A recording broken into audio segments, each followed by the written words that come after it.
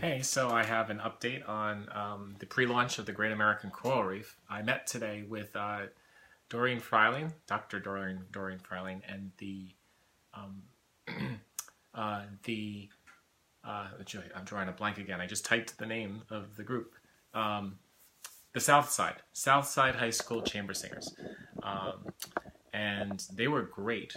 They were wonderful. We talked about this particular shape being a hyperbolic space represented by this particular crochet work, and that it presents itself naturally in coral and also different flowers.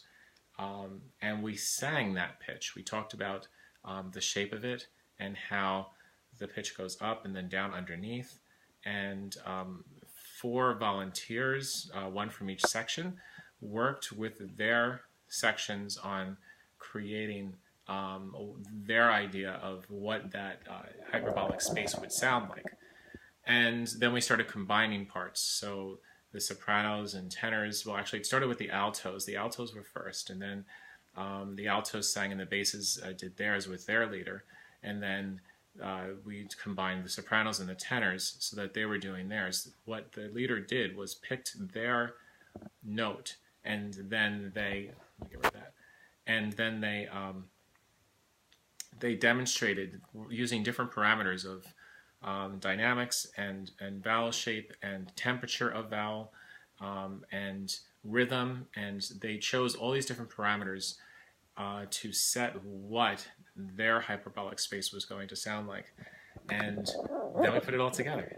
So we had all 4 parts, one section entered at a time, and we had all 4 parts going on at the same time.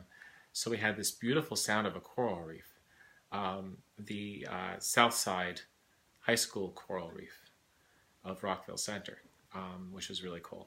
So that was their design, and it was where they were at that particular time. Beautiful coral reef. And then I gave the cue, and we all matched into a major chord. So they have to listen to each other, and they have to go into a major chord after 45 seconds in to the song, and it worked. So they found a major chord by listening to each other, and they had a homophonic sound 45 minutes in, which was really cool. It took most of the period to get to that point because we talked a lot about the different musical parameters. We talked about we talked about coral reefs also. We talked about ecosystems and how there's different types of life, that survives on the corals and on the coral reef that provide sustenance for many different types of animals and flora. So anyway, so it was really a great session. I really, really loved. This was an extremely successful pre-launch, and Dr. Fryling's group sounds incredible. They actually, in their warm-up, I asked them to just run through a little bit of one of their pieces, and they sound really, really good. So I am so excited to be working with Doreen, and I'm so excited to be working with these kids. They're really nice kids. They were very warm and friendly and engaging, and we laughed and we had a good time. There were some giggles when they tried, especially in the bass section. Basses giggle a lot when their leader started doing the swooping and everything like that, and they had to repeat it. They were the most rhythmic out of all of them. They chose different rhythms and stopping and going. So where they might not have decided to choose a hyperbolic kind of sound that goes up and down and is smooth, like I said, coral reefs don't just have corals in it, but they have life forms that are dependent on, or they have animals and flora that are dependent on the coral, right? And that's their ecosystem. So there's a lot of different sounds that can come from the choir as they're producing their coral reef. The next thing that we started to touch on, but we didn't have a lot of time, is the idea of crafting our message. And I said that each coral reef is going to be using 2, 3, or 4 letter phrase, or 4-word phrase rather. That's going to be their message. That they're going to use those words to craft the aleatoric part of the first section of the coral reef, where they're all experimenting with sound as sections. and experimenting with the vowels. And then when we go to 45 seconds in, when we go to that homophonic sound and remember, each section at the beginning of the song, each section enters at a different, they choose their own pitch. So they don't know what their sections next to them is going to be choosing, and it's always going to be different. So the chord that they go to, the homophonic chord that they go to, is going to be different as well. So that's when they're going to, together, they're going to sing their 4-word message, whether it is something about peace, something about symbiosis, something about love. That's going to be their call. Whatever those kids want that message to be, that's going to be part of their particular choral reef. And so they're going to sing that. So we discussed a little bit about, like, even using certain phrases, such as, let's say, the phrase, I love you. And I said, what can that mean? Why would somebody express that? Because if you really think about that phrase, I love you, that is something that could be said in a lot of different contexts. That could be said as something that is, two people who are, romantically involved. That's, I think, probably the most obvious. It could be said from a mother to a child to a parent. It could be said when you're saying goodbye to somebody. And if you're saying goodbye to someone and you use the phrase, I love you, if you sing that as a choir, it's going to sound very different from if there was a mother saying it to a child, or if it was, two lovers romantically saying I love you to each other.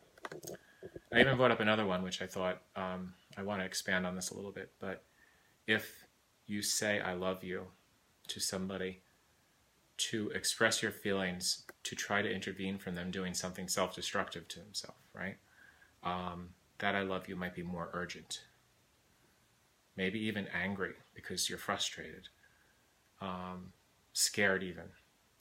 And so there's a lot of different ways to actually get that message across. I'm not suggesting that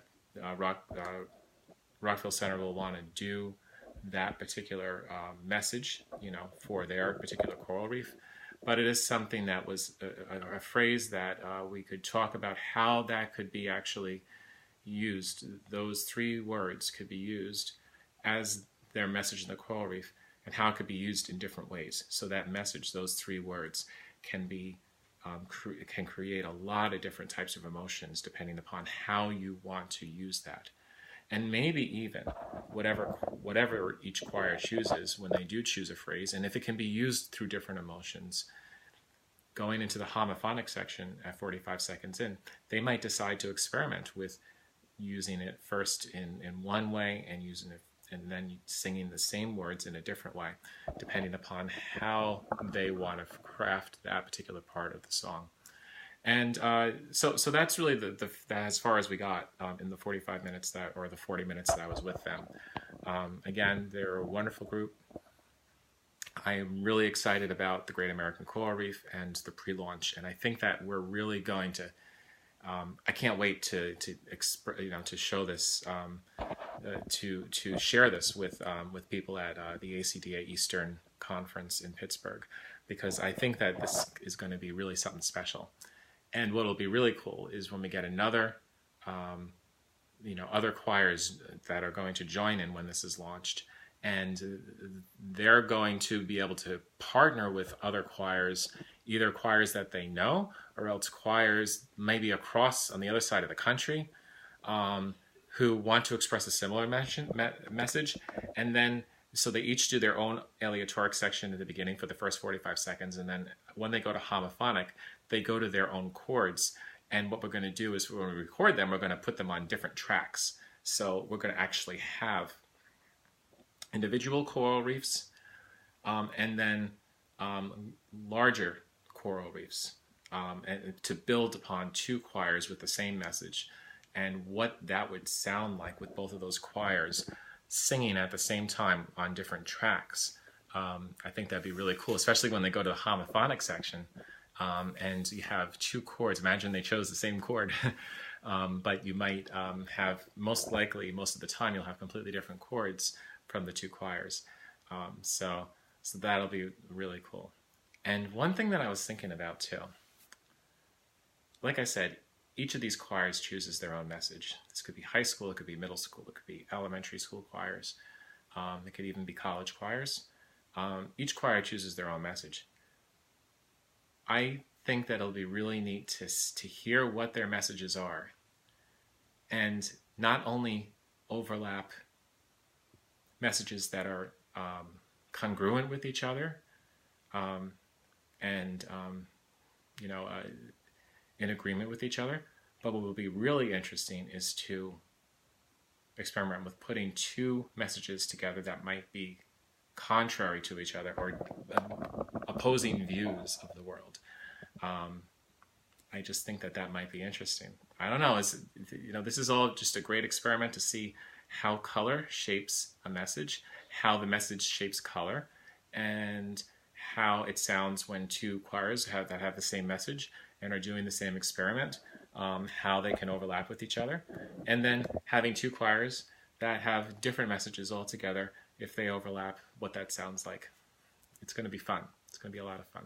So I have a great partner in Dr. Fryling and in the Southside High School chamber singers. I'm really excited to see them the next time, which will be sometime after their concert at the end of March. So hope everybody's having a great night. If you're interested in the Great American Choral Reef, please drop me a line. On my website, I'm going to be developing it so that it's all going to be launched at the ACDA conference March 5th. Well, that's actually when I'm driving. I'm not sure it starts on March 5th. I think that's when I'm driving to Pittsburgh. But anyway, look for the ACDA launch. I mean, the Great American Choral Reef launch right around that time. Okay. Hope everybody has a great weekend. Bye-bye.